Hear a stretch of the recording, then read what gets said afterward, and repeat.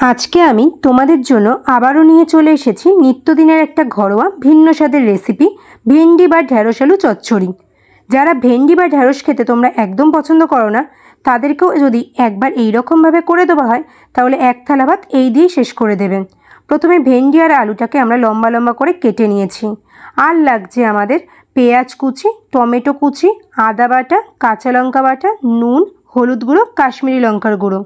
প্রথমে আমরা কড়াইয়ে সাদা তেল বা সর্ষের তেল গরম করতে দেব। তারপর তার মধ্যে দিয়ে দেবো আগে থেকে পরিষ্কার করে ধুয়ে লম্বা লম্বা করে কেটে রাখা ভেন্ডি বা ঢ্যাঁড়স। আর দেবো অল্প পরিমাণে নুন আর হলুদ। ভেন্ডিগুলো প্রপারলি লাল লাল করে ভাজা হয়ে গেলে সেগুলোকে আমরা একটা পাত্রে তুলে রেখে দেব। তারপরে সেই ভেন্ডি ভাজা তেলেই দেব পেঁয়াজ কুচি, লম্বা লম্বা করে কেটে রাখা আলুর টুকরো, নুন এবং হলুদ। আলুটা হালকা লালচে ভাব হলে তার মধ্যে দেব টমেটো কুচি।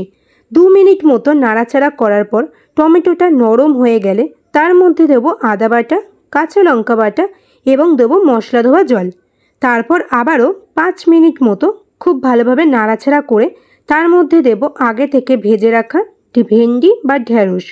আবারও জোর আছে 2 মিনিট মতো নাড়াচাড়া করার পর তার মধ্যে দেব গরম জল। ঢাকা দিয়ে গ্যাসের জোর কমিয়ে 2 মিনিট থেকে 3 মিনিট পর্যন্ত রান্না করব, আলুটা সম্পূর্ণ সেদ্ধ হয়ে যাওয়া পর্যন্ত। তারপর ঢাকনা খুলে আবারও 2 থেকে 3 মিনিট গ্যাসের জোর বাড়িয়ে দিয়ে রান্না করতে হবে।